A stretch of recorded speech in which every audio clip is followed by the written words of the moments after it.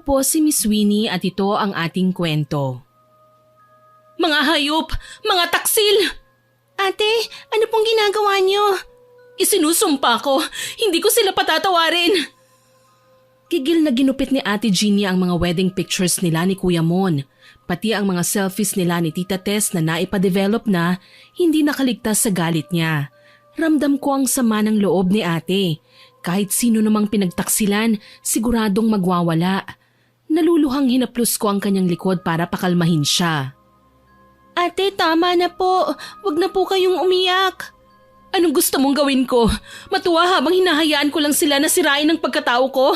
Pareho silang mahalaga sa akin, pero hindi man lang nila inintindi ang nararamdaman ko. Ano pong gagawin mo? Ate, ayokong saktan mo ang sarili mo. Huwag kang mag-alala, Grace. Hindi ako mapapahamak. Gusto ko lang maghiganti. Paano? Samahan mo ko. Pupunta tayo sa mangkukulam. Nanlaki ang mga mata ko sabay titig kay Ate Jeannie. Namumutlang napaawang ang aking bibig. Hindi maganda ang gusto niyang gawin. Balak niyang ipakulam ang kanyang asawa at malamang pati na rin si Tita Tess. Pero ate, huwag mong subukang pigilan ako, Grace. Alam mong wala ka pa ring magagawa. Mas mahalaga sa akin ang makitang magdusa si Mama. Paano po kapag namatay sila? Di mas mabuti. Total mga hayop naman sila eh. Bakit hindi na lang nila lubos-lubusin? Ate, ako po ang natatakot sa mga iniisip mo eh. Alam kong hindi mo magawang sakyan ang gusto kong mangyari dahil hindi ka pa nasasaktan, Grace. Pero itong tatandaan mo, makakagawa ka rin ng mas masahol pa rito kapag ikaw naman ang sinaktan at niloko ng mga taong mahal mo. Wala po akong nagawa ng sapilitan akong isama ni Ate Jeannie sa bahay ng mangkukulam. Ilang beses din akong nakabalik sa nakasusulasok na bahay na yon. Gustuhin ko man napigilan si ate, sinusundot ako ng aking konsensya. Para bang sinasabi nito na tama lang na gumanti siya dahil taksil ang dalawang taong pinagkakatiwalaan niya. Kung bakit ba naman kasi sa dami ng babae at lalaki sa mundo, si Kuya Mon at Tita Tess pa talaga ang gumawa ng kalokohan? Para lubos po ninyong maintindihan ang aking kwento, isasalaysay ko po ito sa mga panahong bagong kasal pa lamang sina Ate Jeannie at Kuya Mon. Magandang araw, Miss Winnie. Ako po si Grace, 26 years old sa kasalukuyan. Ang kwentong ibabahagi ko po ay nangyari nung ako'y 19 anyos pa lamang, taong 2019. Ulila na po ako sa mga magulang. Kinupkop ako ni Ate Jeannie at pinag-aral. Hindi naman namatay ang kanyang mga magulang. Nahiwalay lang siya sa kanila nung bata pa siya. Nagtrabaho bilang OFW ang mga magulang niya kaya lumaki siya sa piling ng aming lola. Ngayon magkasama na kami. Malapit pa sa magkapatid ang turingan naming dalawa. Sa katunayan, ako ang pinakaunang tao na binalitaan niyang ikakasal na siya. Grace, may maganda akong balita. Ikakasal na ako. Engaged na kami ni Mon. Wow, talaga po ate. Naku, masaya ako para sa inyo. Best wishes ate. Maraming salamat Grace. Ikaw ang maid of honor ko ha. Isa pong malaking karangalan yon. Masaya kong sinambit sa kanya sabay yakap ng mahigpit. Masaya ako para kay Ate Jeannie. Sa laki ng isinakripisyo niya para sa akin, deserve naman niyang sumaya sa piling ng lalaking pinakamamahal niya. Naisagawa kagad ang preparations ng kasal. Sa puntong yon, nabalitaan kong umuwi galing abroad ang kanyang mama, si Tita Tess. Bali si Tita ang panganay na kapatid ng yumao kong papa. Byuda na po si Tita Tess, Miss Winnie. Sa abroad namatay si Tito, ang papa ni ate. Sa tagal na kasi nilang nanatili sa Amerika, nakapagpundar na ng bahay at sasakyan ng mag-asawa. Kulang na lang maging citizen na sila doon. Hinihintay ang pagsunod sa kanila ni Ate Jeannie. Kaso ayaw daw ni ate ng banyagang lugar kaya tinanggihan ang offer ng mga magulang niya. Ngayon mag-isa na lang si Tita. Napagpasyahan niyang umuwi ng Pinas at manatili sa bahay na sadyang pinatayo ng asawa sa kanya noong nabubuhay pa si Tito. Habang pauwi kami galing sa pagpapatahi ng mga damit na gagamitin sa kasal, dinaanan namin si Tita sa airport. Maganda pa rin siya at elegante as usual. Sa katunayan, muntik ko na siyang hindi makilala habang hinahanap namin siya sa labas ng airport. Mabuti na lang, maingay siyang kakaway-kaway sa amin kaya naagaw kagad ang aming pansin. Jeannie, anak! Nandito ako! Ate, ayun po si Tita oh! Halika, lapitan natin. Patakbo kaming lumapit sa kinaroroonan ni Tita. Sa totoo lang, hindi ko po maiwasang mainggit sa kanya. Mas mukha pa siyang dalaga kesa sa akin eh.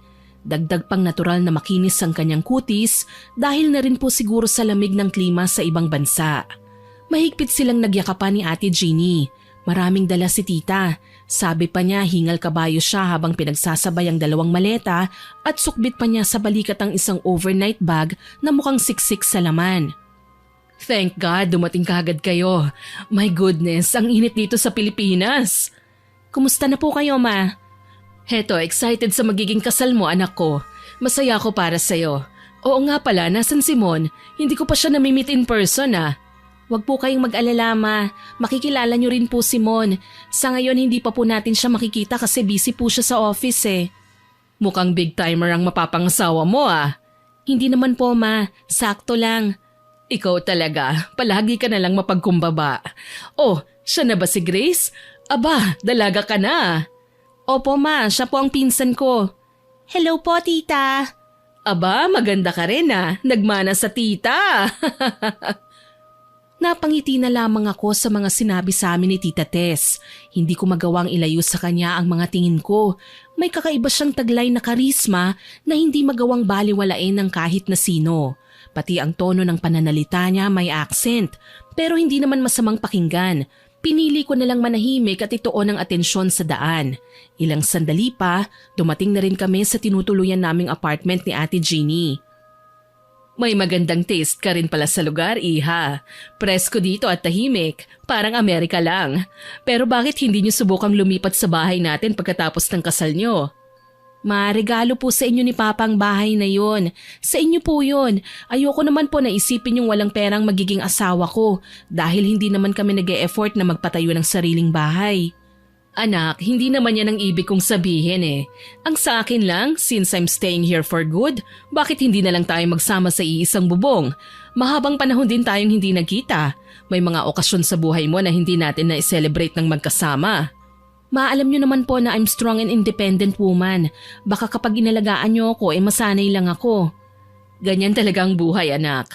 Kung hindi siguro tayo naghihirap nun, hindi kami mapipilitan ng papa mo na iwanan ka sa lola mo. Masusubaybayan ko sanang paglaki mo. Pero ipinagpapasalamat ko na lang na magagandang bagay ang kinukwento ng lola mo tungkol sa amin. At least hindi malayo ang loob mo sa akin.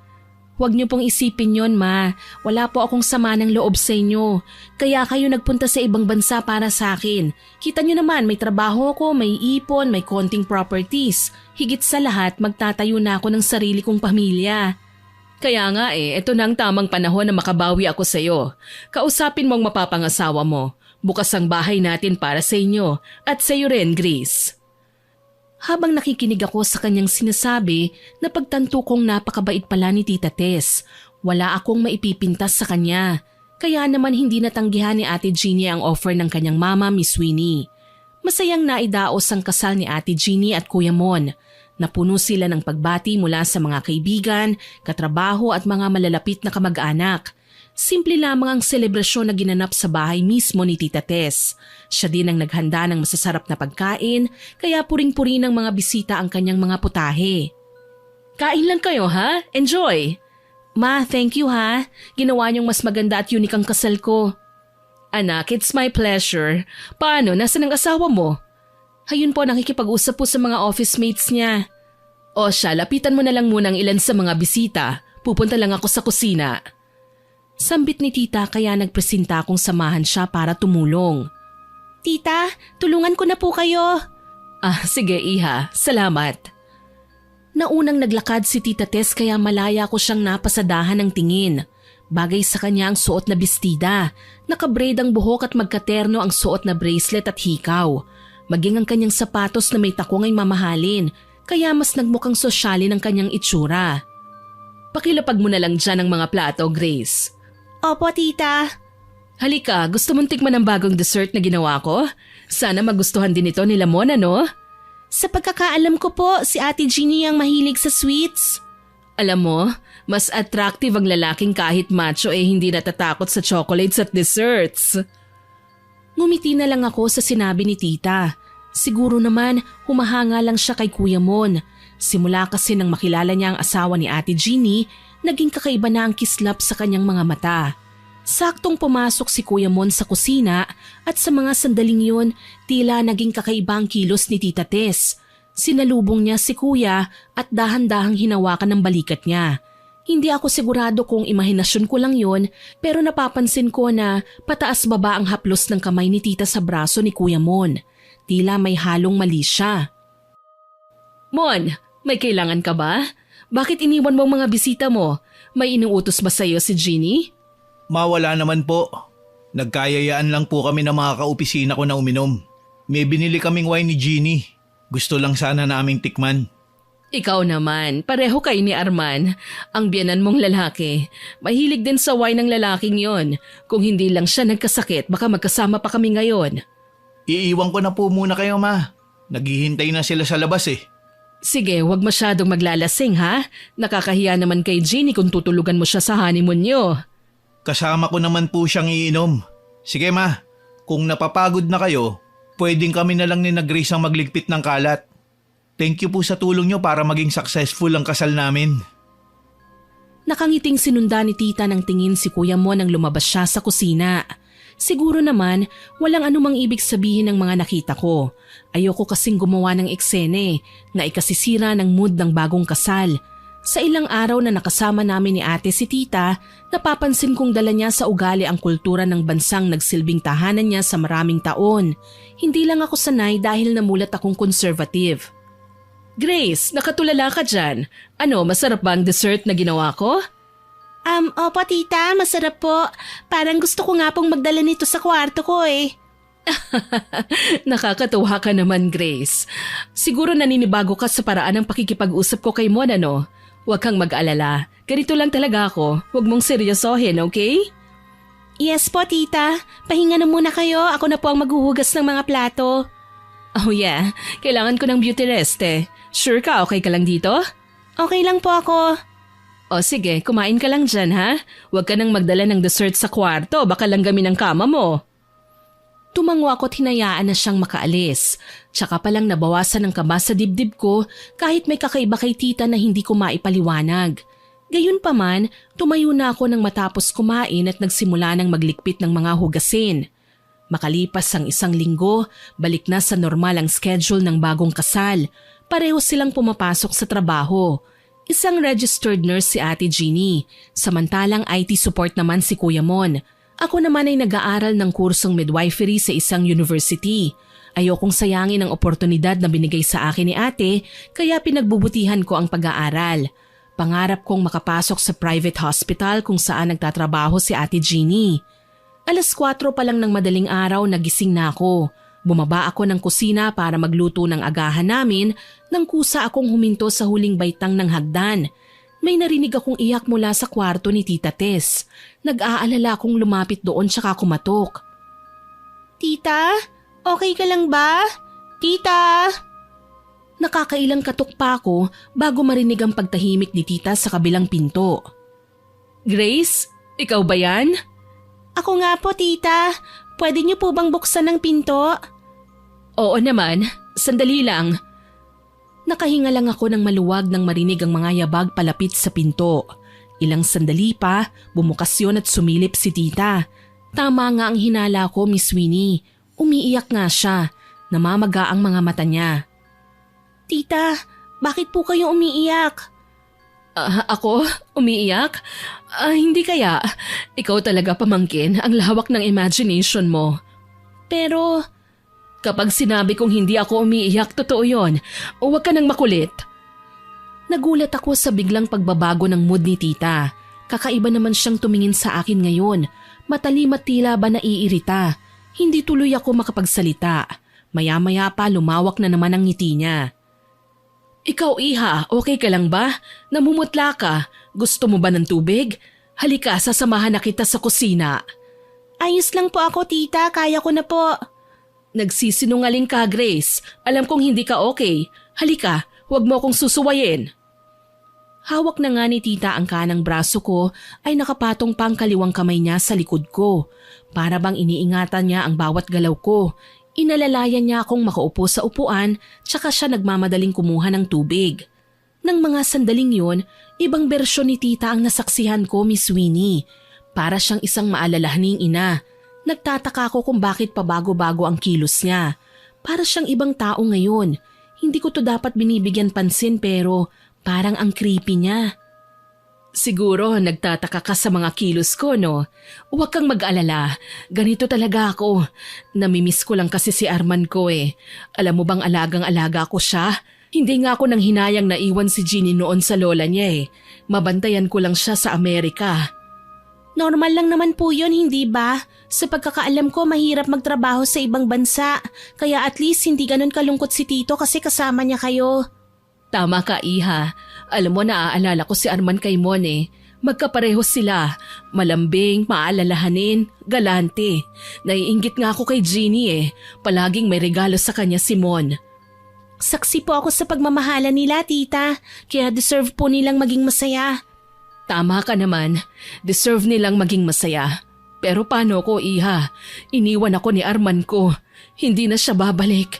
Siguro nga naaagnas na ang katawan niya ngayon sa hukay eh. At malutong na humalakhak si tita. Dito na ako napaatras. Nagulat. Nanibago ko sa pinakita niyang ugali. Maya-maya pa, itinapat niya ang hintuturong daliri sa labi. Narinig ko ang mahinang shh niya. Pagkatapos hinawakan niya ang aking kamay. Shh! Huwag kang maingay. Baka marinig tayo ni Jeannie. Ayokong magalit siya sa akin. Ayokong mag-away kami. Hindi naman po magagalit sa inyo si Ate Jeannie, tita.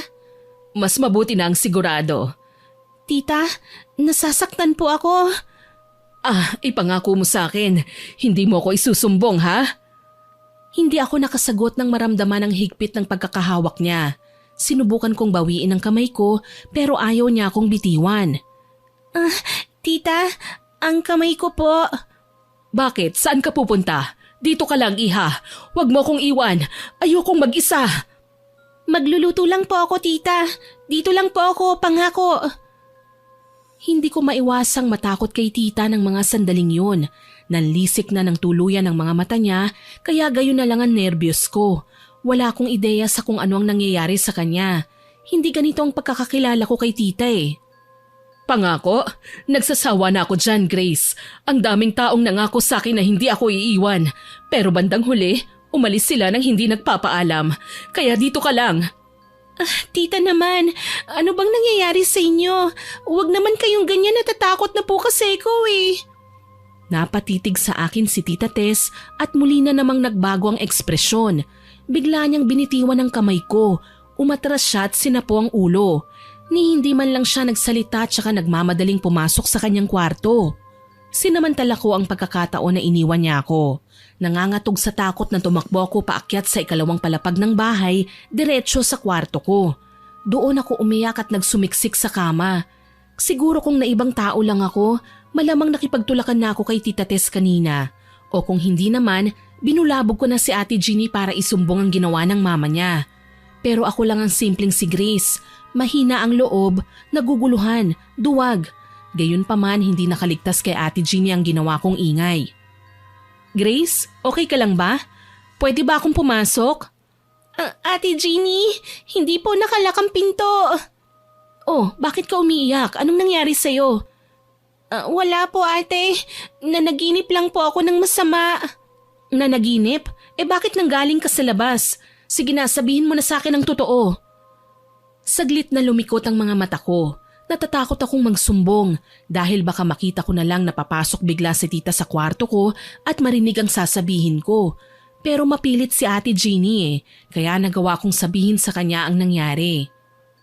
Bumaba po ako para magluto ng agahan pero narinig ko po ang boses ni tita.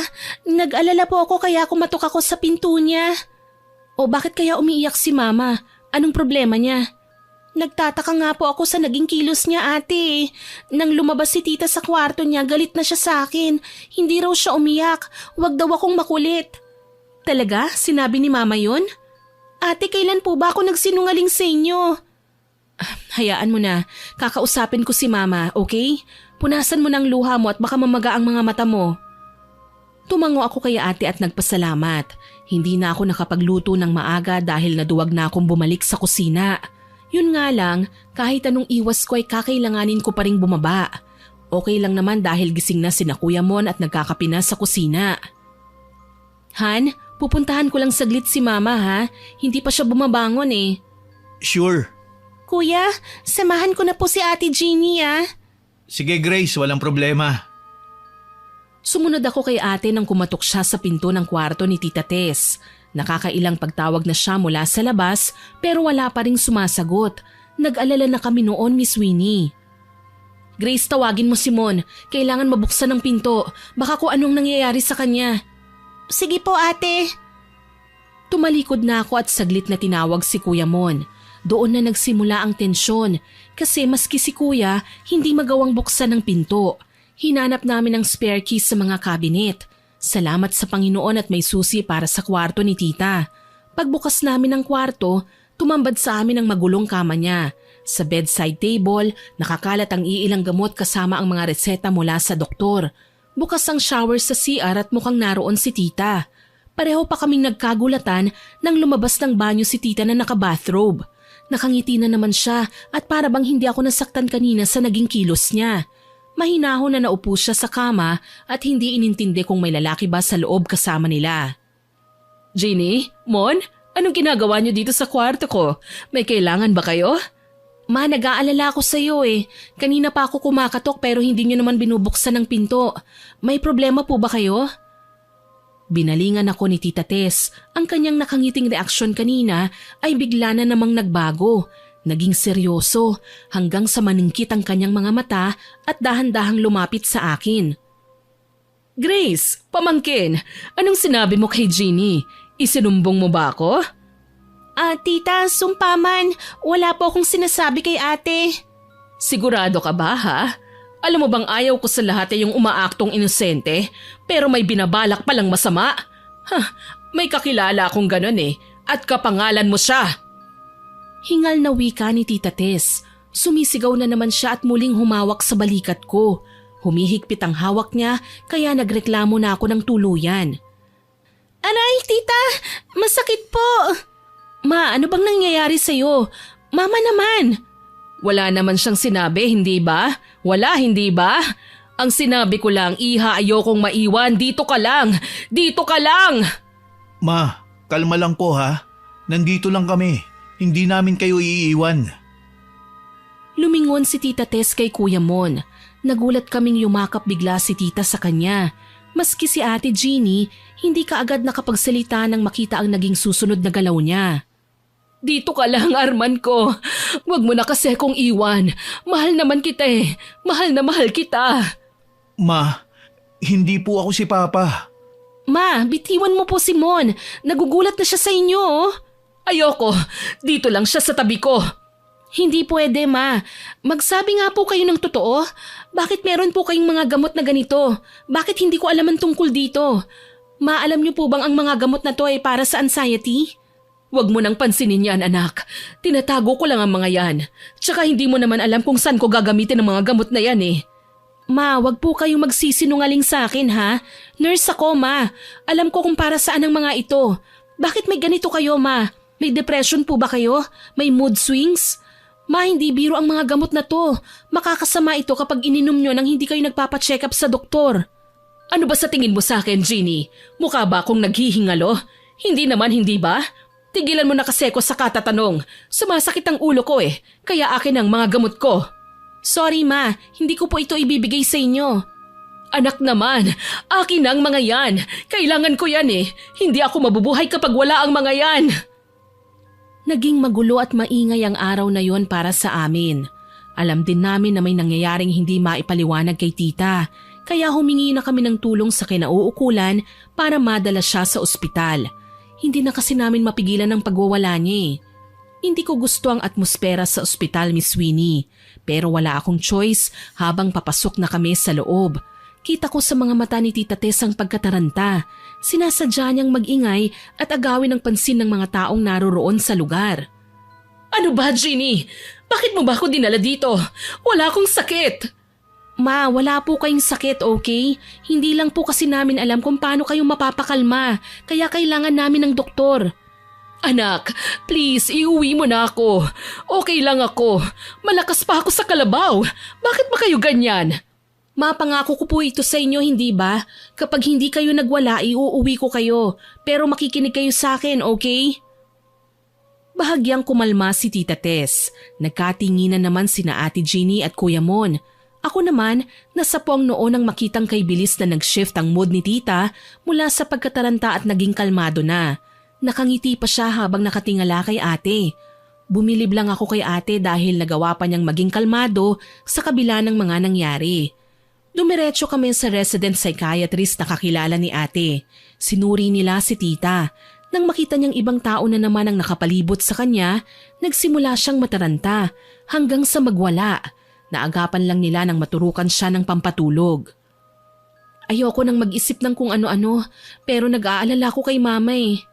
Han, huwag mong i-stress ang sarili mo. Siguro naman may paliwanag si Doc kung bakit nagkakaganyan siya. Naipakita mo ba ang mga gamot na nakuha natin sa kwarto niya? Oo, pinapacheck ko na. Ate Jeannie, mukhang nandyan na po ang doktor. Sige na Han, kausapin mo muna si Doc. Pupunta lang kami ni Grace sa kantin para bumili ng kape. Sige, balikan niyo ako dito ha. Oo naman. Tara Grace. Aalis na po muna kami ate. Sumunod ako kay kuya nang mauna siyang maglakad papunta sa kantin. Pinapili niya ako ng pagkain para ipare sa kape. Habang nagbabayad, narinig ko ang pagriring ng cellphone ni kuya. Pasimple akong nakinig habang nakikipag-usap siya sa kung sino man ang tumatawag sa kanya. Sa pagkakaalam ko, may pinsan siyang nakakulong sa Amerika.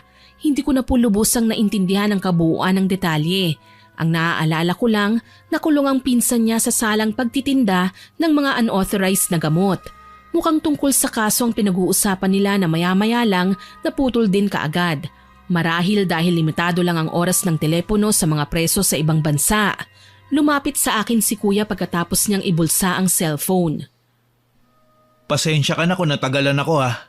Tumawag ang pinsan ko kasama ang abogado niya. Wala po yun kuya. Grace? Po?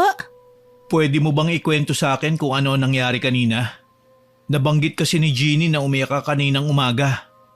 Wala po yun kuya. Natakot lang ako kay tita. Medyo naging bayolente po kasi siya eh. Hindi po ganun ang pagkakakilala namin sa kanya. Kaya nagulat ako. Ang ipinagtataka ko lang, bakit may iniinom siyang gamot? Hindi ba't wala naman siyang sakit? Iba po ang nangyayari kay tita kanina kuya. Pabago-bago ang reaksyon niya. Tapos ayaw niyang iwanan ko siya. May ilang tableta ako nakuha sa mesa kanina, maliban sa dinala ni Jeannie. Pamilyar sa akin ang nasabing gamot eh. Parang nakita ko na sa mga gamit ng pinsan ko. Yung pinsan yung nasa Amerika po? Oo, kaya nga nagigilty ako. Baka kasi kaya nagkakaganon si mama dahil nakabili siya ng gamot mula sa pinsan ko. Alam mo naman na mainit ang mga mata ng otoridad sa unauthorized drugs. Hindi naman po siguro kuya. Masyadong malaki ang Amerika para magpang-abot sila ni tita doon. Sa bagay, halika na. Balikan na natin ang ate mo. Magkasabay kaming naglakad pabalik sa kinaroroonan ni ate. Nakaupo na siya sa labas ng opisina ng psychiatrist. Umiiyak. Nag-alala si Kuya Mon kaya mas nauna siyang lumapit kay ate. Han, okay ka lang? Ano bang sinabi sa'yo ng doktor? Bakit ka umiiyak? Han, si Mama. Ano bang nangyari kay mama? May depression si Mama, Han. At kapag hindi naagapan pwede itong maging BPD, borderline personality disorder. Ayon yun sa mga sintomas na nakita sa kanya. May sakit siya sa utak. Han, parang hindi ka naman nurse. Sabihin na nating may mental illness siya. Hindi ibig sabihin nun, baliw si mama. Yung mga gamot niya, galing yun sa doktor ni Mama sa Amerika. Hindi man lang niya sinabi na may iniinda siya. Humagulgol si Ate Jeannie na ikinayuko ko naman ang ulo. Ngayon naiintindihan ko na kung bakit ganoon si tita. Pero hindi ko maiwasang matakot pa rin sa kanya. Kung totoong may mental disorder siya, maaasahan ko ba na hindi na mauulit ang ginawa niya sa akin? Mabagal akong naupo sa upuang nakadistansya sa kanila. Panay ang haplos ni Kuya Mon sa likod ni ate. Pinakakalma siya. Ano pa ba ang ibang sinabi sa'yo ng doktor, Han? Ipinaliwanag naman ni Doc ang sintomas ng mental illness na meron siya. Anxiety at depression, fear of abandonment at mood swings. Kailangan lang daw nating habaan ng pasensya at maging kalmado sa tuwing nakikipag-usap tayo sa kanya. Ate, hindi po ba tayo sasaktan ni tita? Grace, nagamot na ang sakit ni mama sa pamamagitan ng therapy. Hindi mo kailangan matakot sa kanya, okay? Huwag nating iparamdam sa kanya na iba siya. Bakit po siya nagkaroon ng ganong sakit, ate? Hindi ko alam kung sino pa palang mga taong masayahin na tila walang problema. Sila pa palang may mabibigat na dinadala. Magaling silang magtago, Grace. Kawawa naman po si tita. May uuwi ba natin si mama ngayon? Oo, basta makikiusap muna ako sa inyo ha. Pagpasensyahan lang natin siya at sabayan sa mga gusto niya. Huwag kang mag-alalahan. Aalalayan kita sa pag-aalaga kay mama. Magiging okay din ang lahat. Niyakap pa ni Kuya Mon si ate bago kami nagpasyang pumasok sa hospital room ni tita. Naabutan namin si tita na kinakausap ng nurse. Nang makita niya kami, matamis nang umiti si tita. Sa mga sandaling yun, medyo kalmado na siya. Nanumbalik na ang kanyang magandang pakikitungo sa amin. Jeannie, anak. Ma, kamusta po ang pakiramdam niyo? Okay na okay lang ako, anak. Sinabi ko naman sa'yo, hindi ba? Wala akong sakit. Alam naman po namin yun, May. Wala po kayong sakit, okay? Halina kayo, umuwi na po tayo. Nakakahiya naman sa inyo, lalo na sa asawa mo. Naabala ko pa kayo sa mga trabaho nyo. Huwag niyo na pong isipin yun, ma. Lahat naman po gagawin namin para sa'yo. Binalingan ang tingin ni Aling Tess Simon. Nariyan na naman ang kakaibang timpla ng emosyon na makikita sa mukha niya. Para bang nangungulila. Kaugali mo talaga ang asawa kong si Arman. Naaalala ko siya sa katauhan mo. Ganyan naman po ang mga mister, hindi ba, Han? Maalaga, mapagmahal, maaalalahanin. Tama, Simon, ma. Maswerte nga ako at siyang pinakasalan ko Maswerte din naman si Mon dahil ikaw ang pinakasalan niya. Kung titignan kayong dalawa parang ako at si Arman lang. Nagkatinginan kaming tatlo dahil sa sinabi niya. Madalas kong napapansin na ikinukumpara ni Tita Tess si Kuya Mon kay Tito Arman. Gusto ko sanang magsalita pero umiling si ate kaya naintindihan ko ang senyas niya. Nang makarating na kami sa bahay, hindi na ako sumama pa sa kwarto ni tita. Nag-ayos na lang ako ng mga gamit sa kusina. Naghugas ng plato. Si Ate Jeannie naman lumapit sa akin at nagtanong kung ano bang pwedeng lutuin sa ref. Mukhang konti na lang ang stocks natin, Grace. May karne at isda nga sa ref, wala namang sapat na ingredients. Gusto niyo po ba ako nang mag-grocery? Huwag na, Grace, ako na lang. Samahan mo na lang sina Mama at Mon dito sa bahay, okay? May mga spices kasi ako na ako lang ang nakakaalam kung saan ko bibilhin. Ganun po ba? Hindi po kayo sasamahan ni Kuya? Kaya ko naman Tsaka alam mo na, baka biglang magwala si Mama. Mas mabuti nang may lalaki dito para mapigilan siya kung sakali man. Sige po, ate. Alam kong natatakot ka kay Mama dahil na rin sa pagwawala na ginawa niya kanina. Ako man naninibago sa ugaling pinakita niya Pero kailangan nating mag-adjust, Grace. May karamdaman siya Hindi niya ginustong magkaroon ng mental illness. Iiwas na lang po ako, ate. Mas mabuti pa. Sige, aalis na ako, ha? Alam na ni Kuya Monmon na mag-grocery ako. Alalayan mo na lang siya kapag may kailangan, ha? Sige, ate. Ako na po ang bahala rito. Nang makaalis na si Ate Jeannie, inabala ko ang sarili ko sa paglilinis ng sala. Late na rin naman ako sa klase ko kaya hindi na lang ako pumasok buong araw. Hindi mawala sa aking isipan ang nangyari kaninang umaga. Para itong bangungot na paulit-ulit kong naaalala.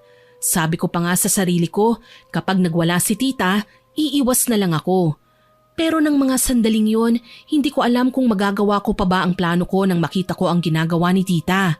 Halos yakap na niya sa buong katawan si Kuya Mon. Kung makapagsalita siya, tila ba si Tito Arman ang kanyang kausap? Arman, alam kong ikaw yan. Nagtatago ka lang sa katauhan ni Mon. Pakiusap, wag mo na akong iiwan ha. Ayoko nang mag-isa. Huwag po kayong mag-alala, ma. Hindi po namin kayo iiwan. Hindi kita iiwan.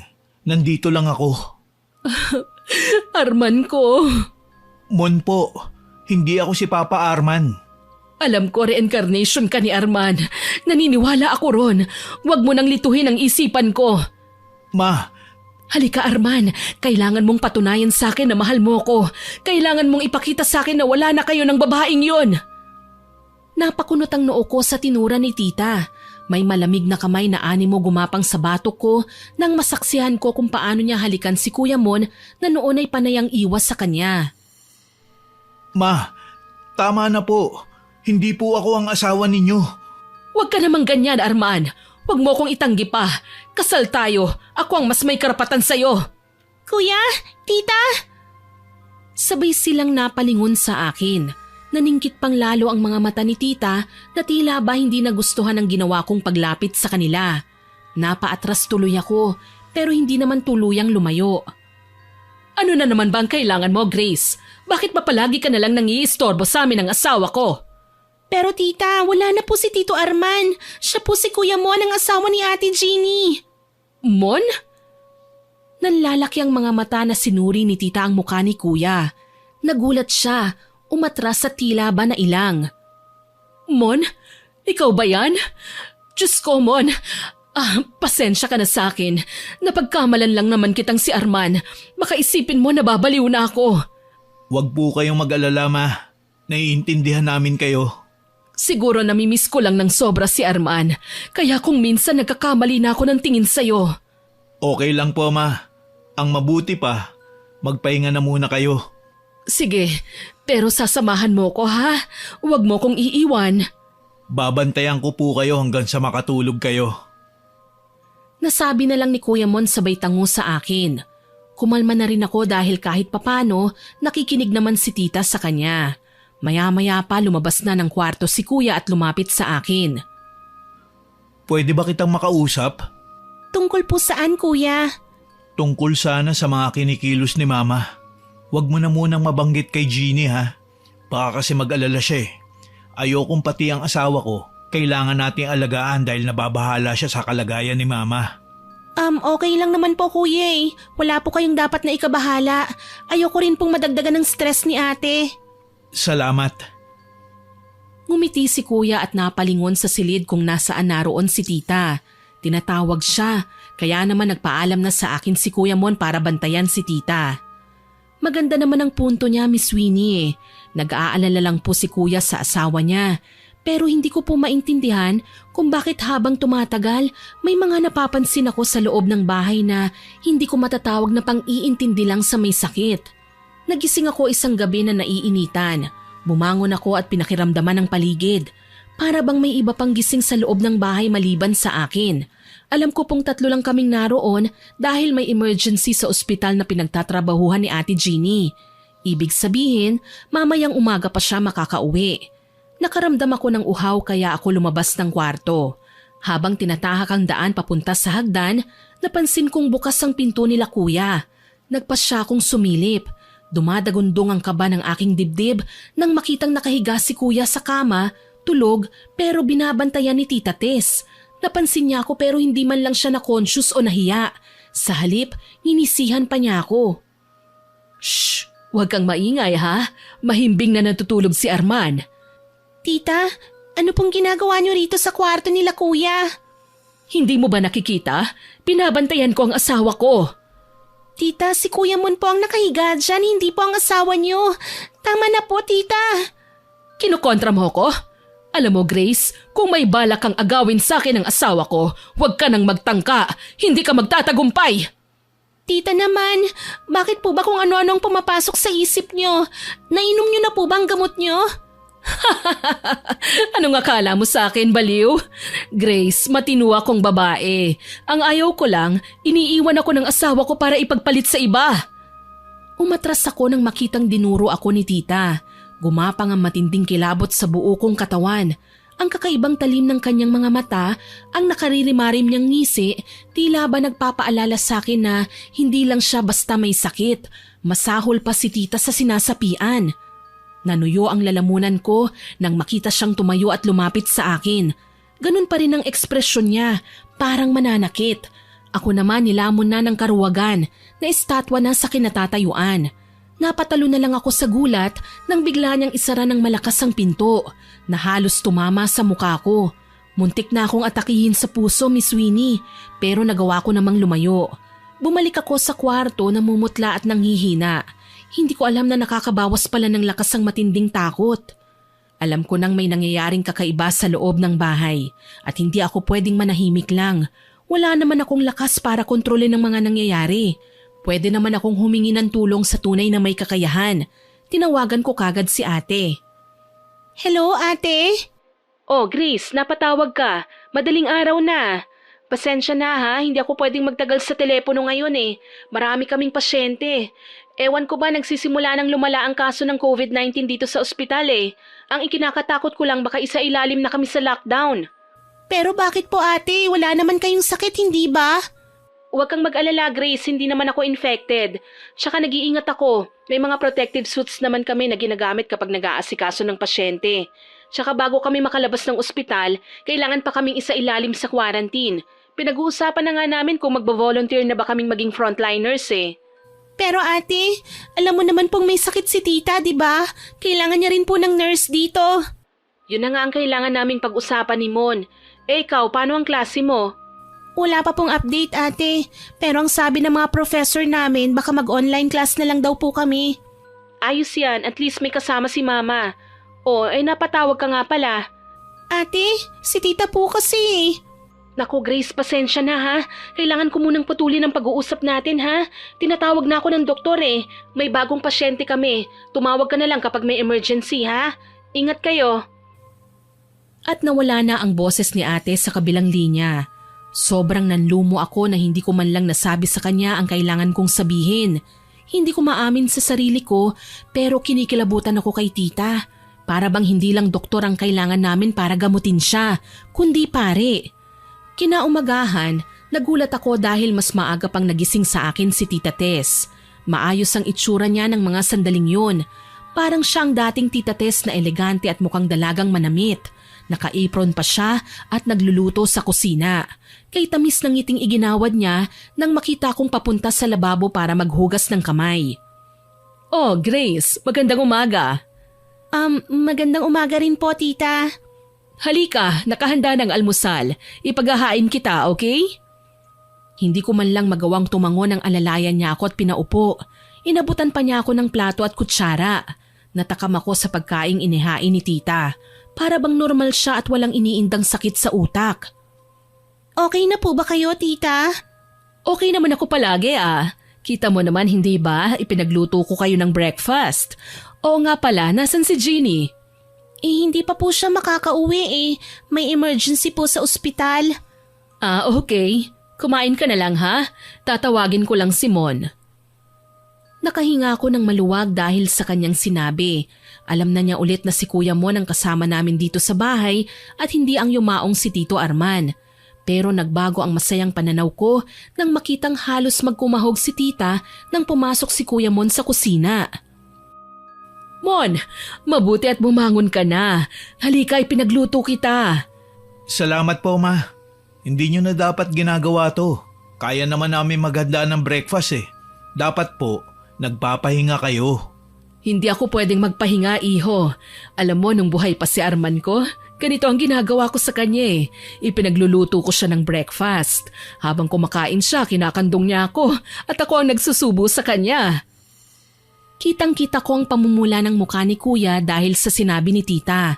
Ako man na ilang sa ginawa niya, lalo at mabagal niyang minamasahe ang balikat ni Kuya Mon. Hindi ako ignoranting klaseng tao, Miss Winnie. Alam ko kung ano ang ginagawa ni tita. At alam ko rin na posibleng bumigay si Kuya Mon sa pagpapakita ng motibo ng tiyahin ko. Bakit nga ba? Hindi halatang nasa 47 years old lang si tita. Sexy siya, makinis at elegante. Kung may label nga na matatawag na hot mama, isa na si tita na nabibilang sa kategoryang yon. Ayokong dumating ang panahon na dahil sa karamdaman ni tita o kung anumang mental illness na meron siya, maging dahilan pa ito para magkasira sila ni Ate Jeannie.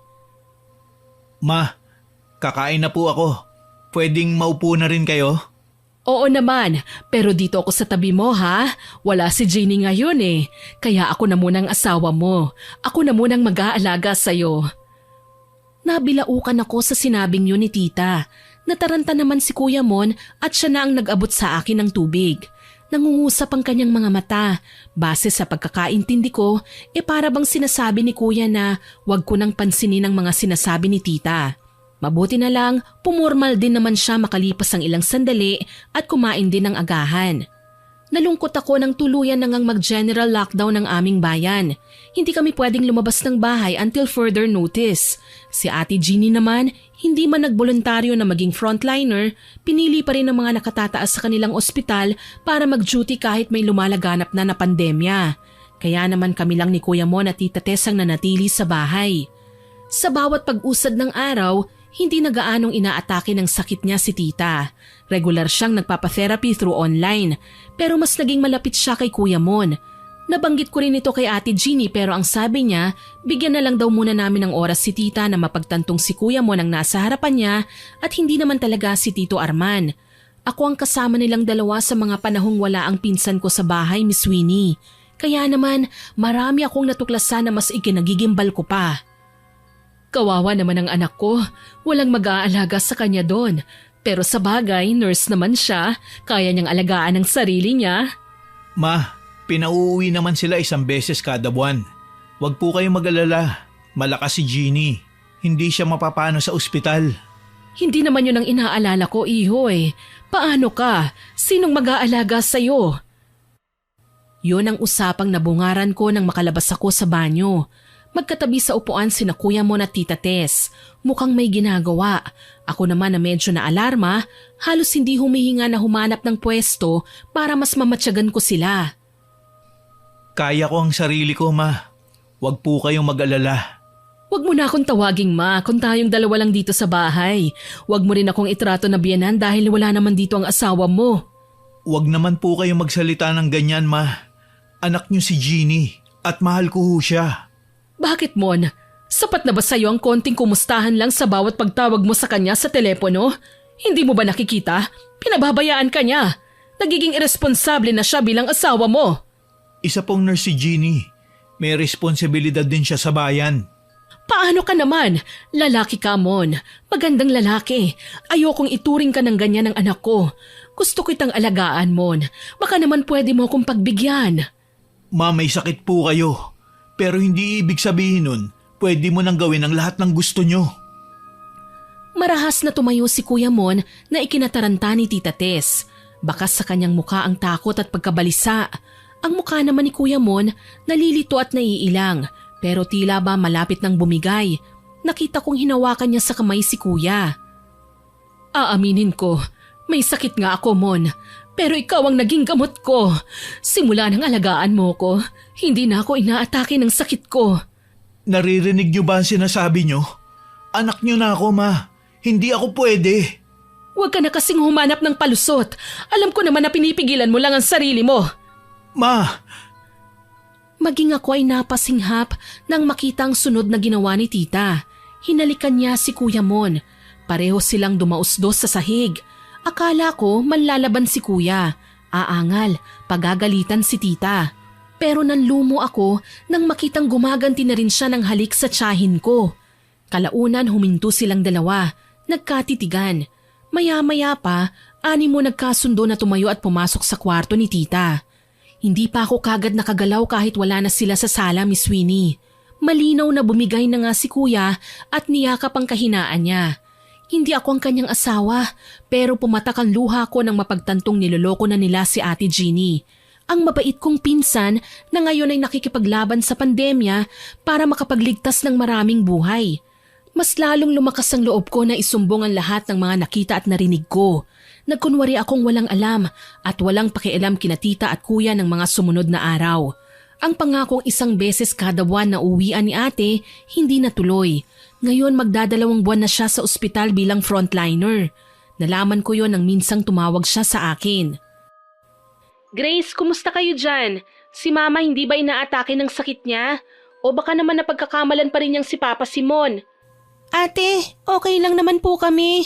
Ikaw dyan, kumusta? Heto, natutuwa kahit papano. Hindi lahat ng pasyente namin namamatay. Ilan sa kanila nakakasurvive. Ayos po yan, ate. Sana makauwi ka na. Huwag kang mag-alala, makakauwi rin ako. Nasan nga pala ang kuya mo? Kahapon pa ako tumatawag sa kanya pero hindi naman sumasagot. Lumikot ang mga mata ko nang marinig ang pangalan ni Kuya. Kaagad akong nagtago sa kwarto at hininaan ang boses. Ate, may kailangan kang malaman eh. Bakit? Ano yon? Ate, may ginagawang milagro sina kuya at tita. Matagal ko na po itong dapat na sinabi sa inyo eh. Pero ngayon lang ako nagkaroon ng pagkakataon. Milagro? Anong ibig mong sabihin, Grace? Ate, may namamagitan po kina kuya at tita. Kaya kung gusto mo po silang mahuli sa akto, umuwi ka na kagad. Yung hindi nila alam. Hindi ko na po kayang makita sila na pinagtataksilan ka eh. Nanginginig kong wika.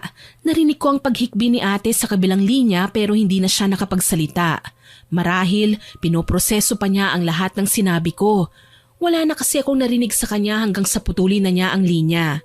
Mas naging malapit pa sina Kuya Mon at Tita Tess ng mga sumunod na araw. Masahol pa sila sa totoong mag-asawa kong magturingan. Ni hindi man lang sila natatakot na nandito ako at nakikita sila. O hayan, kumain ka ng marami, Mon ha? Masarap yan. Ang galing mo palang magluto. Hay nako, kung alam mo lang, marami pa akong alam na putahe. Kaso lang hindi ako mapuri ni Arman. Palagi siyang busy nung nabubuhay pa siya eh. Ganyan naman talaga kapag may pamilya na, hindi ba? Inuuna ang pinansyal na pangangailangan.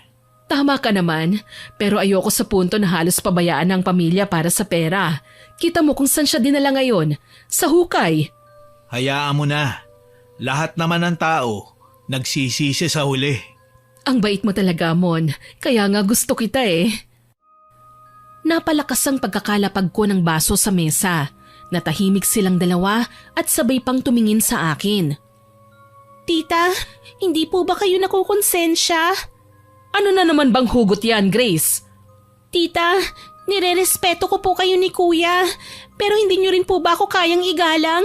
Nakikita ko po kayong naglalandian, no? O tapos, magsusumbong ka kay Jeannie? Hindi mo ba naisip na pwede akong ma-stress kapag naging matigas ang ulo mo? Tandaan mo, may sakit ako. Kapag inatake ko ulit, ikaw ang ituturo kong dahilan. Baka naman nakakalimutan mong sampid ka lang. Wala kang karapatang makialam sa mga personal naming problema. Natameme ako sa sinabi ni tita. Tinamaan ako sa katotohanang sampid lang naman talaga ako eh. Pinag-aral nga lang ako ni ate para makapagtapos at magkaroon ng magandang trabaho. Napayuko na lang ako nang makitang padabog na tumayo si tita at nag-walk out. Si kuya naman, huminga ng malalim at pinatong ang kamay niya sa kamay kong nasa mesa. Hindi mo dapat nilalagyan ng mali siya ang paglapit ko kay mama. Sinasakyan ko lang siya para hindi atakihin ang sakit niya. Pati po bang paghalik niyo kay tita, kuya? Kailangan ba yun? Kung talaga natatakot kang umatake ulit ang sakit niya, dapat po inuunawa mo siya, hindi sinasamantala. Siya ang unang lumapit sa akin. Nakikita ko sa mata niya ang kalungkutan. Kaya wag mo nang pakialaman ng diskarte ko kung paano alagaan ang biyanan ko. Hindi ka naman bulag, hindi ba? Alam mong nagiging mas mabuti ang kalagayan niya ngayon na sinasakyan ko ang trip niyang isipin na asawa nga niya ako. Pero kuya… Saka na lang natin to pag-usapan, Grace. Sana, wag mo na rin mabanggit kay Jeannie ang sitwasyon dito sa bahay. Wika ni kuya sabay iniwan din ako sa kusina. Napaiyak ako sa harap ng nakalatag na mga pagkain. Mali ang ginagawa nila eh. Paano nila nakayang paniwalaan na dahil lang sa karamdaman kaya nila sinasamantala ang pagtataksil? Dahil doon, mas naging mailap ako kina tita at Kuya Mon. Pero minamatsyagan ko sila ng palihim. Bawat nakikita kong mali, kinukuhanan ko ng video. Bawat pagtatalik nila at mga kababuyang ginagawa. Lahat ng yun, pinapadala ko kay Ate Jeannie. Kahit papano, unti-unti na niyang natatanggap ang sitwasyon. Pero ayon sa kanya, hindi ibig sabihin nun ay masaya na siya sa ginagawa nila Kuya Mon at Tita Tess. Maghaharap din daw sila pagdating ng araw. Oo nga at sampid lang ako, Miss Winnie. Pero kay Ate Jeannie lang nakasentro ang katapatan ko. Tutal siya naman ang nagpapaaral sa akin eh. Matuling lumipas ang 4 na buwan. Kakaiba ang pakiramdam ko ng mga panahong yun. Kumakabog ang dibdib ko kahit hindi naman ako mahilig sa kape. Ako ang kinakabahan sa mga pinaggagawa nila kuya at tita. Nakalimutan na nga nila ang mga tunay na katayuan nila sa bahay na yon. Na sila ay biyenan at manugang. Marami na silang nilabag na karapatan. Sa mga oras na yon, nanonood ng palabas sa telebisyon si kuya nang pumasok si tita sa sala. Mon, maganda ba ang damit ko? Binili ko to sa New York. Oo, maganda. Mas lalo kang nagiging sexy. Talaga? Ayoko sanang isuot ito eh. Pero naisip ko maganda naman ako. Sexy. Siguro hindi pa huli ang lahat para makita mo ang alindog ko. Kumusta na nga pala ang pakiramdam mo? Iniinom mo pa rin ba ang gamot mo? Hindi na, Mon. Parang himala nga ang nangyari. Hindi ko na napapansin ang mga sintomas. Siguro dahil nandyan ka. Ikaw ang nagsisilbing gamot ko, Mon. Dahil sa'yo nawala ang sakit ko. Mabuti naman kung ganun. Masaya ako para sa'yo. Hindi mo naman siguro ko iiwan kagaya ng ginawa ni Arman, hindi ba? Ayokong bumalik ang sakit ko, Mon. Huwag kang mag-alala. Aalagaan kita. Hindi kita iiwan. Paano kapag dumating ang anak ko? Ipaglalaban kita sa kanya, Tess. Nagyakapan ng dalawa, kaya naman mas lalong bumigat ang pakiramdam ko sa dalawa. Bago pa man ako makakilos, naramdaman ko na ang pag-vibrate ng cellphone ko. Tumatawag si Ate Jeannie. Nagmadali ako sa pag-alis sa kinatatayuan ko at pumunta sa mas tagong parte ng bahay. Hello, ate? Grace, pauwi na ako. Nasaan si Mama? Nasa sala po sila, ate. Hula ko may ginagawa na naman silang kababalaghan ano. Manghuhula ka na pala ngayon, ate. Huwag mong ipagsasabi na paparating na ako ha. Gusto kong magulat sila. Sige po, ate. Huwag mo na akong abangan. May susi ako ng pinto sa bahay. Sa likod ako papasok dahil kailangan ko pang sunugin ang mga sinuot kong damit. Parte ng protocol yun na kailangan kong sundin. Sige po, ate. Hindi po kaya sila magagalit sa akin? Baka po kasi pagtulungan nila ako kapag nalaman nila na ako ang nagsumbong sa iyo ng mga ginagawa nila eh. Huwag kang mag-alala. Hindi ka mapapahamak, Grace. Problema namin to nila Mama at Mon. Kailangan nilang managot sa akin. Sige po, ate. O sige, ibababa ko na to ha. At nawala na sa kabilang linya si Ate Jeannie. Gayunpaman, hindi nawala ang nerbiyos sa katawan ko. Panay ang silip ko sa bintana. Sinusulyapan ko rin sina Tita at Kuya Mon sa sala. Ang kaninang madrama nilang pag-uusap ay napalitan ng mainit na tagpo. Muli na naman silang nagpakalunod sa kasalanan. Ni hindi na nila napansin ang pagpasok ni Ate Jeannie na saglit pang tumingala sa may hagdan kung nasaan ako. Sinenyasan niya akong pumasok sa loob ng kwarto ko. Tumango ako pero hindi ko siya sinunod. Nagtago lang ako sa may dingding at tahimik akong sumilip. Kitang-kita ko ang pagkaibabaw ni Tita Tess kay Kuya Mon sa sofa pero biglang nagpumiglas si Kuya. Siguro nakita niya na si Ate Jeannie na kanina pa masamang nakatingin sa kanila. Jeannie? Tumigil sa ginagawa si Tita. Halos subad na rin dahil nasa bewang na ang strap na suot niyang bestida.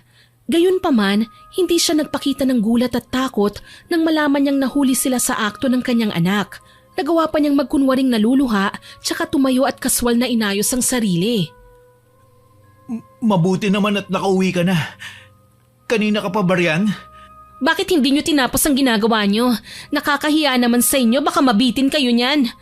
Han! Huwag mo akong tawaging Han! Lumagapak kagad ang kanang palad ni ate sa pisngi ni Kuya Mon. Gulat niyang nasapo ang pisngi. Ano, Mon? May saltik si Mama kaya sinabayan mo sa kalandian niya? Hayop ka, Mon! Anak, pakinggan mo muna ang... Huwag mo akong tatawaging anak. Napakalandi niyo. Ang taas ng respeto ko sa inyo. Pero anong ginawa niyo? Sinira niyo yun. Baka nakakalimutan mo may sakit ako. Hindi mo ako pwedeng basta nalang singhalan kahit na anong oras mo gusto. Buwisit na sakit yan. Ginamit niyo lang para pagtaksilan ako. Anong klaseng mga tao kayo, ha? Ang kakati nyo, hindi na kayo nahiya. Teka lang, Jeannie. Huwag ka naman bintang ng bintang. Hindi porke nakita mo kami ngayon, yun na ang ginagawa namin palagi. Sinungaling! Hayop ka, Mon! Minahal kita. Nagtiwala ako sa'yo. Pero anong ginawa mo, ha? Walang iya ka. Kagagawa nito ni Grace, ano? Nasaan na bang bruhang sampid na yan? Walang kinalaman si Grace sa nakita ko ngayon, Ma. Ako mismo ang nakakita sa inyo. Ang bababoy nyo! Tahimik akong napaiyak nang makitang sinugod ni ate si Kuya Mon. Pinagbabayo niya sa dibdib, kinalmot, sinampal. Hindi lumaban si Kuya Mon, Miss Winnie. Pero tila ba hindi na niya ginustong patunayan kay ate na ginagawa lang niya ang mga bagay na yon dahil may sakit si tita. Kagaya ng rason niya sa akin. Alam naman namin na nawala na rin ang sakit ni tita eh. Hindi ko lang alam kung bakit nasikmura nilang idahilan ng karamdamang yon para sa kanilang kataksilan. Sunod naman na sinugod ni ate si Tita Tess. Malutong niyang sinampal si tita kaya gayon na lang ang panggagalaiti niya. Wala kang karapatang saktan ako! Anak lang kita, Jeannie! Wag mo akong dramahan, ma. Hindi mo naman ako tinuring na anak eh. Iniwan mo nga ako, hindi ba? Wag mo akong huhusgahan sa mga desisyon ko. Napilitan akong iwan ka sa lola mo para sundan ng papa mo sa Amerika dahil nalaman kong nambababae si Arman. Wala akong pakialam. Masama kang ina, ma. Sarili mong anak, tinraidor mo, nagawa mong landiin ang manugang mo. Kasalanan ko ba kung iresponsable kang asawa? Wala kang pinagkaiba sa ama mo. Nambabae siya at iniwan ako. Huwag mo akong artihan ng dahilan mo, ma. Ang sabihin mo, taksil ka, malandi ka. Sa pagkakataong ito, si tita nang sumampal kay Jeannie. Sapo niya ang kaliwang pisngi pero alam kong nakakamanhid ang pisikal na sakit. Mas ramdam ko ang pait sa kanyang boses. Hindi mo alam kung gaano kahirap ang mabuhay kasama ang mas taksil mong ama. Araw-araw, pinapakita niya sa akin kung gaano siya katraidor. Tapos gayon, nagagalit ka sa ginawa ko, ha? Gusto ko lang naman bumawi kay Arman. Gusto kong ipamukha sa kanya na mas mabuti akong asawa kaysa sa mga babae niya. Huli na para dyan, ma. Wala na si Papa, hindi ba? Kaya huli ka na. Tama ka. Huli na ako. Dahil ako ang dahilan kaya siya namatay. Natigilan ako sa sinabi ni tita. Dito na niya dahan-dahan na nilahad ang mga kataksilan ni Tito Arman sa kanya. Yun pala ang dahilan kung bakit siya na-depress ng husto. Ang hindi ko lang napaghandaan, yung kinuwento niyang detalye kung paano niya pinatay ang asawa niya. Sinabi niyo na baliw ako? Ha! Matino ako, pero hindi ako baliw. Kita mo? Nakagawa ko ng krimen na pwede kong palabasing karamdaman lang. Anong ibig niyong sabihin? Nakita ko ang death certificate ni Papa. Atake sa puso ang kinamatay niya. Tama ka, dahil gusto kong bumalik sa akin ang tibok ng puso niya. Kaya araw-araw ko siyang pinapainom ng tableta. Dahil aniya, madalas siyang ma-stress. Hindi niya alam na sa maling kombinasyon, ang gamot na yun ay kayang magdulot ng biglaang cardiac failure. Kaya saan siya ngayon dinala ng kataksilan niya? Hindi ba't sa impyerno? Hindi mo sinabi sa akin ang mga bagay na yan. Ibig sabihin, niloko mo ako. Pinasakay mo lang ako. Gwapo ka, Mon, pero masyado kang bobo. Oo, nilandi kita, pero hindi dahil gusto kita. Nadala ka sa arte ko? Sinadya ko yon. Ganti ko ito sa hayop na ama ni Jeannie. Bakit ako, ma? Wala akong kasalanan sa'yo, pero ang dami mong ginawa laban sa akin. Hindi ba malinaw sa'yo, ha? Namatay ang ama mo nang hindi ako sinama sa last will and testament niya. Sa'yo niya iniwan ang lahat. At galit na galit ako. Siya na nga ang nambabae pero ako ang nawala ng karapatan. Gagawin ko ang lahat, Jeannie. Patayin ko man ang ama mo, magbaliw-baliwan kagaya ng inakala mo, at landiin ang asawa mo para lang makuha ko ang mana na dapat ay nasa akin. Pasensya na, ma. Hindi ko kakagatin ang kabaliwan mo. Nagpapasalamat na rin ako sa iyo, ma, dahil nalaman ko na hindi tapat sa akin ang asawa ko. Kaya magsama na kayo. Aalis na kami ni Grace sa bahay na to. Aniya kaya naging alerto ko. Bago pa man ako makita ni ate, nagtatakbo na ako papunta sa aking kwarto. Hindi na ako nagulat nang sabihin niya sa akin na babalik na kami sa tinutuluyan naming apartment. Tutal bakante pa rin daw yon hanggang ngayon. Hindi ko na namalayan ang takbo ng oras. Basta ang alam ko, iniwan namin si Kuya Mon sa bahay ni tita. Nandito na kaming dalawa ngayon ni ate sa apartment. Tapos na niyang gupitin ang mga larawan nila ni Kuya Mon, pati na ang mga pictures kasama si tita. Natawagan na niya ang sinasabi niyang mangkukulam na noon ay naka-face mask pa pagdating sa bahay. Ang hindi ko lang napaghandaan ang pagbabayad niya ng 20,000 para sa serbisyo ng nasabing ginang. Ate, sigurado po ba kayo? Ipapakulam niyo sina tita at kuya? Yun ang dapat, Grace. Pagod na akong umiyak. Sa halip na maging proud sila sa akin dahil sa ginawa kong pagtulong sa mga tao, yun pa ang maaabutan ko sa bahay na pinagtataksilan nila ako. Hindi ko sila mapapatawad, lalo na si Mama. Dapat lang siyang mamatay dahil pinatay niya si Papa. Tahan na, ate. Nandito naman ako eh. Hindi naman kita pababayaan. Salamat, Grace, ha? Ikaw lang ang mapagkakatiwalaan ko ngayon. Aniya sabay yakap sa akin ng mahigpit. Dumaan ang mga araw at unti-unti nang kumalma ang banta ng pandemya. Nagagawa na ng mga tao ang lumabas dahil hindi na gaanong mahigpit ang mga otoridad. Sa katunayan, ilang beses nang nagpabalik-balik sa bahay namin si Kuya Mon, nagmamakaawa, nakikiusap. Jeannie, hayaan mo naman ako na magpaliwanag. Lalaki lang ako. Nadala lang ako sa tukso. Lumang tugtugin na yan, Mon. Huwag ka nang mag-aksaya pa ng oras at laway sa akin. Hindi mo na rin naman mapapakinabangan. Jeannie naman, kailangan kita. Ayoko makipaghiwalay sa'yo.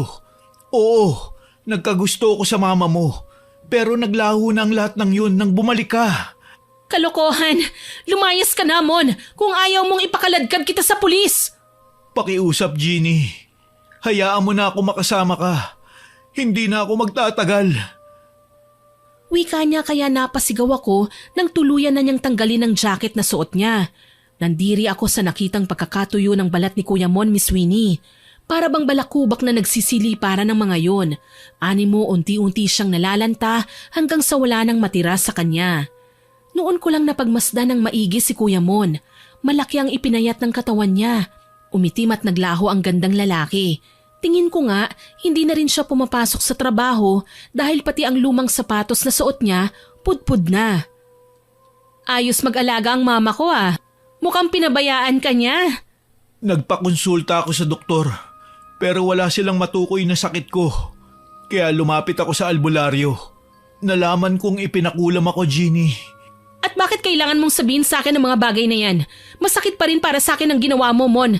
Pero hindi kita kayang patawarin. Kaya magdusa ka. Kung ano man ang iniinda mo ngayon, yan ang papatay sa'yo. Jeannie, maawa ka. Kung ikaw ang may kagagawan nito, itigil mo na. Mahal naman kita eh. Umalis ka na at huwag ka nang magpapakita sa akin kahit kailan. Pinagsarhan ni ate ng pinto si Kuya Mon. Nagpahinga naman ako ng marahan. Sa bawat pagkakataong nakikita ko si ate na ganito, mas lalo akong naaawa sa kanya. 2 taong malapit sa kanya ang pinagtaksilan siya, kaya alam kong hindi madali ang pinagdaanan niya. Ate, nakita mo po bang nangyari sa balat ni Kuya Mon? Dapat lang sa kanya yon, Grace. Kulang pa yon sa bawat pasakit na binigay niya sa akin. Ate, hindi ka ba naaawa sa kanila? Hindi sila naawa sa akin, kaya bakit ako makakaramdam ng ganon sa kanila? Pasensya na, Grace, pero malinaw na sa akin ang lahat. Pati pala pagtitiwala, nasisira din kapag ginapangan ng anay. Hindi nila naisip ang consequence ng ginawa nila, kaya dapat lang na magdusa sila. Malungkot niyang wika kaya hindi na rin ako sumagot pa. Kalaunan, nabalitaan ko na lang na isinugod sa ospital si Kuya Mon. Malubha na. Dahil si Ate Jeannie pa ang matatawag na immediate family, wala siyang choice kundi ang puntahan ng asawa niya sa ospital. Maski nga ako napasugod din doon. Hindi na gaanong hinihigpitan sa ospital ng mga panahong yon, pero kailangan ng face mask at face shield para sa proteksyon. Nakakulong sa isang quarantine area si Kuya Mon, pero tila ba sinakyan ng pagkakataon ng mga pangyayari dahil na-diagnose siya na may nakakahawang skin disease. Tumawag siya sa cellphone ni ate para makipag-usap pero nakikita namin siya sa salaming dingding. Hindi nag-atubili si Ate Jeannie at sinagot yun. Para marinig namin ang sinasabi niya, ni loudspeaker ni ate ang kanyang cellphone. Hello? Jeannie, kumusta ka na? Heto, masaya naman kahit papano. Ano bang kailangan mo? Pwede mo naman pala akong tawagan. Bakit kailangan mo pa akong papuntahin dito? Gusto ko lang sanang humingi ng tawad na naging mahina ako, na sinunod ko ang utos ng tukso. Baliwala na yon, Mon. Nangyari na. Ang sakit na nakabaon dito sa puso ko, hindi basta-basta mahuhugot. Alam ko, malaki ang kasalanan ko sa'yo, pero hindi ako matatahimik hanggat hindi ako nakakahingi ng tawad. May pagpipilian ka ng mga sandaling wala ako, Mon. Kaya mong iwasan si Mama, pero hindi mo nagawa. Naging mahina ka. Akala ko pa naman magiging masaya tayo. Pero sinira mo ang lahat ng pangarap natin. Patawarin mo ako, Jeannie. Buntis ako, pero hindi ko hahayaan na makalapit ka pa sa anak natin. Masama kang tao, Mon. Masama kang impluensya. Napayuko lang si Kuya Mon kaya mas lalo akong naawa sa kanya. Wala ako sa posisyon kahit nakita ko ang lahat ng kasalanang ginawa nila ni tita. Nanatili akong tahimik habang si Ate Jeannie naman hinahaplos ang kanyang tiyan. Naiintindihan ko. Gusto ko pa rin magpasalamat sa lahat ng kabutihan mo sa akin. Sa pagmamahal at pag-aalaga. Hindi ka masamang asawa, Jeannie. Ako ang nagkulang. Aniya, hindi na sumagot si ate sa mga sinabi ni kuya. Tuluyan na siyang lumuha. Kaagad ko naman siyang inalalayan at niyakap nang ibulsa na niya ang cellphone. Nakatingin pa rin sa amin si Kuya Mon. Sising-sisi sa ginawa niyang pagsira sa buhay niya. Ate, huwag ka nang umiyak. Makakasama po yan sa baby mo. Hindi ko lang maiwasang manghinayang, Grace. Kung hindi sana nagloko ang Kuya Mon mo, baka masaya kami ngayon. Malungkot niyang wika na ikinatango ko. Umalis na kami ng ospital pagkatapos ng tagpong yon. Mas naging malapit kami ni ate, lalo na sa mga panahong lugmok siya sa labis na kalungkutan. Makalipas ang 1 buwan, pumanaw na rin si Kuya Mon. Kumalat na raw ang pangangati sa kanyang katawan kaya hindi na naagapan. Pumanaw siyang nag-iisa na dahil sa ginawang kataksilan ay kinahiya siya ng buong pamilya niya. Ilang araw ding nagkulong si ate sa kwarto. Lalabas lang kapag kakain, pero naiintindihan ko naman na nagluluksa rin siya. Samantala, kinasuhan niya si Tita Tess. Gusto ni ate na managot ang mama niya sa inaming krimen. Isinailalim sa autopsy ang bangkay ni Tito at napatunayan na totoo ang kanyang mga sinabi. Nagkaroon ng masusing investigasyon kaya napatunayang guilty si Tita Tess. Napag-alaman din na ang supplier niya ng gamot na pinainom niya kay Tito Arman ay ang mismong pinsan ni Kuya Mon na nakakulong sa Amerika. Grabe pala ang mga nangyari kina Tito sa ibang bansa, ate, ano? Akala ko porke nasa abroad, masaya na at matiwasay ang buhay. Hindi ko akalain na may selusan at patayan palang nagaganap. Tama ka dyan, Grace, pero hindi ko pa rin lubos maisip kung paano niya naatim na gumawa ng krimen. Kinausap ng mga pulis ang doktor ni Mama sa abroad at pinatunayang may mental illness nga si Mama. Hindi lang simpleng depression kagaya ng akala natin. Pero ate, posible pala yun na kahit may saltik si tita, kaya niyang gumawa ng krimen? Oo naman, mas dito niya kayang gumawa ng krimen, Grace. Ang mga baliw tinaguri ang matatalino ang mga yan. Siguro nagkaroon lang ng matinding kagustuhan si Mama na makuha ang lahat ng gusto niya, kaya pati ako ginusto niyang sirain. Hindi mangyayari yun kung hindi sinakyan ni Kuya mo ng trip ni tita. Tignan mo ngayon siyang napahamak. Seryosong napatingin sa akin si ate kaya nahiya ako. Yumuko ako kasabay ng paghingi ng paumanhin sa kanya, pero tipid lang siyang ngumiti. Sa tingin mo ba, hindi ba kabawasan sa pagkatao ko ang magpatawad? Pinakamabuting gawin ang magpatawad, ate. Total nagbayad na sina Kuya at Tita Tess sa mga kasalanan nila.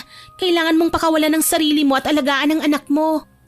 Kung ganun, samahan mo ko, Grace. Kakausapin ko si Mama.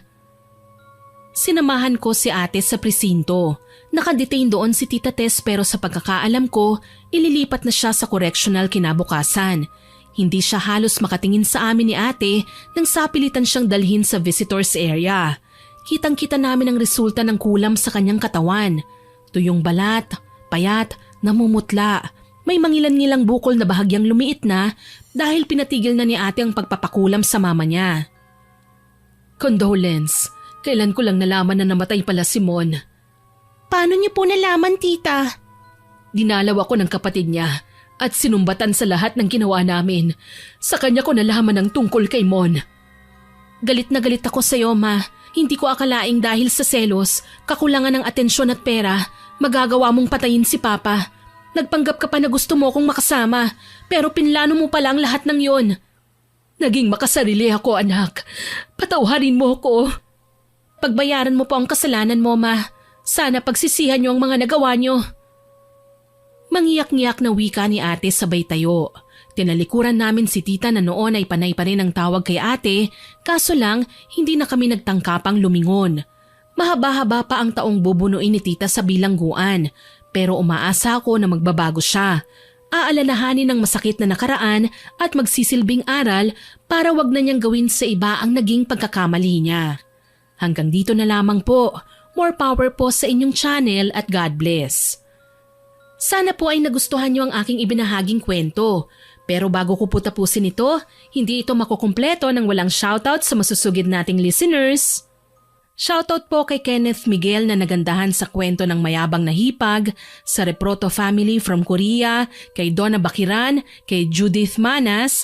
Shoutout din po kay Irene Tonga, kay Potpot Mylas, kay Claire Magistrado from Bicol, kay Jessa Flores, kay Joy Aniban. Hello din po kay Phil ni Evangelista, kay Teodora Umandap, kay Marie from Isabela, kay Alma the Twin Altamia, kay Rizal Galope na nagaganahan daw pong magtrabaho dahil nakikinig sa boses ko. Naku, salamat po ma'am.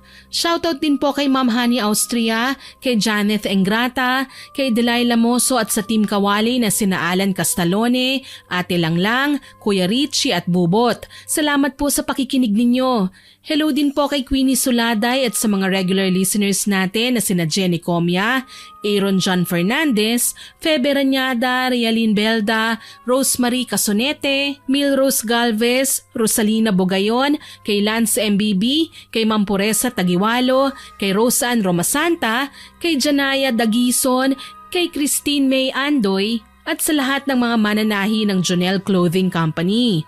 Maraming salamat po sa inyong lahat na nakinig at nagkomento. Abangan niyo pa po sana ang mga susunod kong upload ha, at huwag kalilimutang mag-subscribe, like, share and comment sa stories natin. Para po mabilis niyong makita kung may bago tayong upload, pindutin niyo lang po ang notification bell para lagi kayong updated. Aasahan ko pa rin po ang inyong suporta ha. Ang goal naman po natin ngayon ay maka 100k subscribers. Kaya sana po ma-reach natin yan. Muli, ako po si Miss Winnie na nagpapasalamat sa inyong walang sawang pakikinig.